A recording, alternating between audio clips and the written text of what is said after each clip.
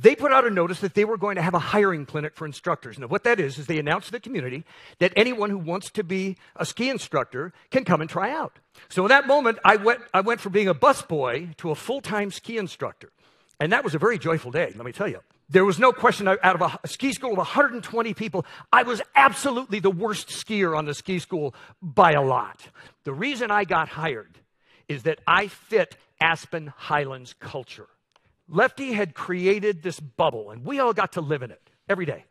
So when I came to work, I got to live in this world, this bubble of joy and passion and achievement and fun and laughter every single day, which I understand better now than I did then, because it was Lefty's vision of an intentional culture. If Aspen Highlands Ski School had a mission statement, it was not teach people how to ski. The mission statement was have fun. They knew if I was having fun and they were having fun, they were going to learn how to ski and learn how to ski well. Now, there were 3 other mountains in Aspen, 4 in total. Aspen Highlands was the outlier, a single owner. The other 3 were owned by the Aspen Ski Corporation, big corporation. Their ski school ran like a corporation. It was rigid and structured and defined and regimented, and there was one way to do things and one way only.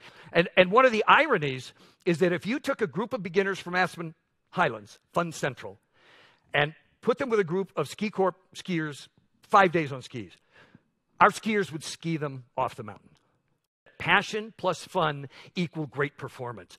Think about how cool that is.